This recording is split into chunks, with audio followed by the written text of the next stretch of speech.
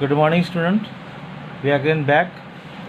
आज हम करेंगे कुछ कॉन्सेप्चुअल क्वेश्चन जो आपके स्ट्रक्चर ऑफ एटम से रिलेटेड हैं। अब आपने ध्यान देना है कि टॉपिक तो अपने सब पढ़ लिए, मगर कुछ क्वेरीज रहती हैं कि कौन कौन से टाइप क्वेश्चन आएंगे, तो आज हम उसी के बाद में डिस्कस करेंगे। ठीक है, तो मैंने लिखा हुआ है important question related to this. पहला क्वेश्चन है, what is the difference between quantum and a photon. Quantum और फोटोन में डिफरेंस क्या है? तो मैंने लिखा है smallest packet of energy of any radiation. Radiation का मतलब क्या है? Which we receive in daily life. सूर्योदय से रोशनी मिलती है ना, that we called as quantum, and light is called as photon. चमक जो देखते हो धूप की, वो फोटोन है, मगर जो पैकेट ऑफ लाइट जिसमें हमें डिफरेंट कलर है विबग्योर, उसे हम कहते हैं क्वांटम। नेक्स्ट क्वेश्चन है, what do you mean by saying that energy of the electron is quantized. कि इलेक्ट्रॉन की एनर्जी फिक्स कैसे है? Suppose in a room where you are sitting, a 60 watt bulb is there. तो जितने बंदे बैठे होंगे तो रोशनी सबको सेम मिलेगी या अलग मिलेगी? सबको एनर्जी सेम मिलेगी, रोशनी सेम मिलेगी। This means that electrons in atom have definite value of energy. सबकी एनर्जी क्या होती है बेटा? फिक्स होती है। अगर मेरे घर 100 वाट का बल्ब लगा है ना, 100 वाट का बल्ब लगा है, तो रोशनी सभी को 100 वाट की मिलेगी। ओके, नेक्स्ट है, why Pauli exclusion principle is called exclusion principle. यानी कि पॉली एक्सक्लूजन लॉ को एक्सक्लूजन प्रिंसिपल क्यों कहा जाता है? According to this principle, if one of the electron in atom has some particular value of for the 4 quantum number, then all the 4 electron in that atom are excluded from the having same set. Simple सा मतलब बेटा है, if in any orbital electrons are there, then it is definite the quantum value for all the electron will be different. N, L, M and S। पहले सिखाया था कि मान लो S में 2 इलेक्ट्रॉन हैं, सारी वैल्यू सेम होगी, मगर लास्ट की वैल्यू उनका स्पिन क्वांटम नंबर अलग होगा। एक का पॉजिटिव हाफ और एक का नेगेटिव हाफ, एक का पॉजिटिव हाफ और एक का, यानी one will show A clockwise rotation and other will show an anti-clockwise rotation. Other question important, write the electronic configuration of Cr, Cu, Mn। तो मैंने एग्जांपल दिया Cr। Cr यानी क्रोमियम, उसका एटॉमिक नंबर है 24, 1s2 2s2 2p6 3s2 3p6 4s2 3d4। इसे हम कहते हैं ग्राउंड स्टेट। क्या कहते हैं बेटा? अगर हम ये रूल फॉलो करते हैं, it is given by Aufbau principle, कि according to that the different orbital belongs to different shell have different energy. According to that we have arrange it in increasing order of the energy. मगर आप बताओ कि अगर आपके घर में building है, first floor, second floor, third floor, fourth floor, तो सबसे ऊंचा कौन है? Fourth floor. अगर बम गिरता भी है, if the bomb is lying on the floor, तो कहाँ गिरेगा? फोर्थ पे। यानी जो भी इलेक्ट्रॉन का निकलना या ऐड होना है वो आउटर मोस्ट ऑर्बिटल पे ही होना है, दैट इज़ 4। तो ये ग्राउंड स्टेट है। और each and every orbital have tendency to achieve an half filled और a full filled configuration. For example, D के पास 10 इलेक्ट्रॉन की कैपेसिटी है, 10 इलेक्ट्रॉन अगर उसके पास हैं तो फुल फील्ड है, और डी के पास अगर 5 है तो हाफ फील्ड है। अब इसे क्या चाहिए, हाफ फील्ड, तो देन इट अपर फ्लोर से एक इलेक्ट्रॉन मंगा लेगा और अपने आप को हाफ फील्ड कर लेगा। That we called as excited state, that we called as excited. Look at here, see are, मैंने क्या करा, 4s से 2 इलेक्ट्रॉन थे, एक इलेक्ट्रॉन को ले लिया और 4s5, that we called as stable electronic configuration. Remember that, जिंदगी में बेटा याद रखना, s की कैपेसिटी 2 है, p की कैपेसिटी 6 है, d की कैपेसिटी 10 इलेक्ट्रॉन है और f की कैपेसिटी 14 इलेक्ट्रॉन है। उनके हाफ कितने हुए, 1 3 1 3 5 और 7। ओके, सिमिलरली अगर हम कॉपर करें, कॉपर का 29 होता है, डी में क्या होते हैं 9, अगर हम लिखते हैं वैसे, तो डी कहता है if I am getting 10 electron from the upper cell I will get stable. तो ऐसे ही एस से इलेक्ट्रॉन जहाँ जाता है डी में और बन जाता है एक्साइटेड स्टेट। क्या बन जाता है बेटा, तो 1s2 2s2 2p6 3s2 3p6 310 4s1, ये 4 is the outer most floor. बेशक 4s 3d से पहले आ रहा है, मगर 3d can take electron from the 4s orbital और that we called as excited state. Similarly mn का करना है, mn के पास करने के बाद उसके 5 है, इसलिए उसे ना तो चाहिए ना ही देना है। जैसे कहा ग्राउंड स्टेट और एक्साइटेड स्टेट सेम है। Okay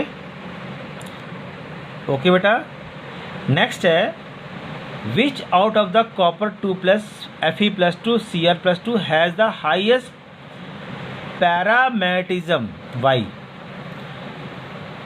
paramagnetism means the element which have more number of unpaired electron will favor more paramagnetism. तो अगर इन सब के इलेक्ट्रॉनिक कन्फ्यूजन लिखूंगा तो मुझे पता लगेगा कि कॉपर के पास 1 अनपेड है, Fe के पास 4 हैं और Cr के पास 3 है। तो सबसे ज़्यादा अनपेड इलेक्ट्रॉन किसके पास है, Fe के पास। तो Fe is more paramagnetism. Okay बेटा, नेक्स्ट क्वेश्चन है वाई होर्न्स rule is called maximum multiplicity. This is because out of the various possible electronic configuration only that the configuration is correct for the which is the total spin is maximum. यहाँ पे confuse मत होना बेटा, 1 के पास एक orbital है, 2 के पास 2 orbital है, 3 के पास 3 है, 4 के पास 4 है, 5 के पास 5, 6 के पास 6। जितने ज़्यादा इलेक्ट्रॉन होंगे उतने ज़्यादा ही मैक्सिमम स्पिन होंगे। सपोज कर लो अगर मैं 4th सेल की बात कर रहा हूँ, if I am talking about the 4th cell, it contain S P D F। S में कितने इलेक्ट्रॉन होते हैं 2, P में कितने होते हैं 6, D में कितने होते हैं 10 और F में कितने होते हैं 14। If we are going to total out there are 32 electrons are there, 16 will show positive and 16 will show negative. यानी कि maximum electrons are there with the increase of shell. Okay, तो यहाँ पे मैक्सिमम मल्टीप्लिसिटी का मतलब होता है कि इलेक्ट्रॉन के पास मैक्सिमम ओरिएंटेशन करने की पावर बढ़ जाती है। नेक्स्ट क्वेश्चन है what do you mean by nodes. What do you mean by nodes. Nodes का मतलब होता है कि एक ना इमेजिनेशन है बेटा कि दुनिया में एटम का एक अपना शेप होता है जिसे हम बोलते हैं स्फेरिकल। जैसे मान लो कि यूनिवर्स है, universe have sun among which the 9 planet revolving around the sun continuously। हमारे मन में विचार कभी आया कि 9 के बीच में एक जगह खाली है क्या? But that we call as nodes. The atom के अगर हम स्ट्रक्चर देखें spherical, the space where the probability of finding electron is negligible that we call as node. यानी कि एटम की वो स्पेस जहाँ पे इलेक्ट्रॉन की पाने की संभावना जीरो हो उसे हम कहते हैं नोड्स। ओके बेटा, next we come to what is the difference between small L and capital. Small L means azimuthal quantum number that gives information about the subshell or orbital, but L is only a shell which is present around the nucleus. Next, what is the common between dx square minus y square orbital? Already I have given you in a previous lecture the shape of D orbital. ये orbital ऐसा होता है बेटा कि इसमें similarities भी हैं और डिससिमिलैरिटीज भी हैं। सिमिलैरिटीज़ में ये हैं कि दोनों का एंगल 45 डिग्री होता है एक बात, और दोनों में ही 4 लोब्स यानी कि 4 लोब्स पाए जाते हैं। डिससिमिलैरिटी ये है कि D X Y is lying between X and Y, but D X square minus Y square lies in X on Y axis. यानी वो एक्स और वाई के ऊपर होता है, बल्कि डी एक्स वाई एक्स और वाई के बीच में होता है। जिस तरह मैथमेटिक्स पढ़ते हैं और हम एक्स वाई कोलिवर्स करते हैं तो हम देखते हैं कि एक्स वाई जेड कहाँ पे है, उसकी बेसिस बनाते हैं। नेक्स्ट क्वेश्चन है calculate the number of electron having n plus l equal to 3, n plus equal to in sulphur. यहाँ पे सल्फर की जगह कोई भी टीचर एलिमेंट को बदल सकता है, यानी in that case the teacher can have ability to change the element instead of sulphur he can write anything. Example sulphur लिया है तो सल्फर का नंबर था 16 बेटा, 1s2 2s2 2p6 3s2 3p4। तो यहाँ पे n होता है number of shell. Number shell क्या होता है 1 2 2 3 और 3, जिसे हम n बोलते हैं। l का मतलब होता है सब शेल यानी ऑर्बिटल, यानी s ऑर्बिटल s p और p। इनकी वैल्यू मैंने मेंशन कर रखी है बेटा, ध्यान रखना कि l इक्वल टू 0 है मतलब हुआ s, L इक्वल टू 1 है तो मतलब हुआ P, L इक्वल टू 2 हुआ तो मतलब हो गया D, और L इक्वल टू 3 हुआ तो मतलब बेटा हो गया F। कितना हो गया बेटा? तो यहाँ पे मैंने कैलकुलेशन की कि 1s है तो 1 + 0 1, 2 + 0 2, यहाँ पे 2p है, 2 + 1 इक्वल टू 3, यहाँ पे 3s, 3 + 0 3। इसने बोला है कि n + l इक्वल टू 3 होगी, उसी के इलेक्ट्रॉन की इन्फॉर्मेशन देनी है आपको। तो यहाँ पे 2 आ गए, तो मैंने देखा कि 2p के पास कितने हैं 6 और 3s कितने हैं 2, 6 + 2 8, यानी 8 इलेक्ट्रॉन टोटल रह गए बेटे।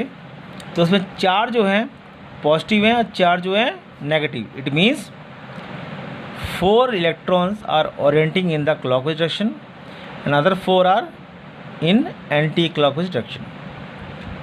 दैट्स ऑल बेटा। आपका होमवर्क दे छोटे क्वेश्चन दे रखे 2, आप करना है और go through the NCERT back exercise. अगर तब भी प्रॉब्लम पड़े तो आप मुझे फ़ोन कर सकते हैं, कोई प्रॉब्लम हो डिस्कस कर सकते हैं कि सर क्या बात है, क्या चीज़ है, ठीक है। You can call any time in my personal phone number. और आपने ध्यान से पढ़ना बेटे, मतलब कि अगर आप लगाओगे, अपने मन को लगाओगे कि क्या करना है क्या नहीं करना, तो you will 100% going to success. Okay बेटा, have a nice day, take care and do in fair notebook, जिससे कि मुझे पता लगे मेरे बच्चे कर रहे हैं कि नहीं कर रहे हैं। Okay, have a nice day.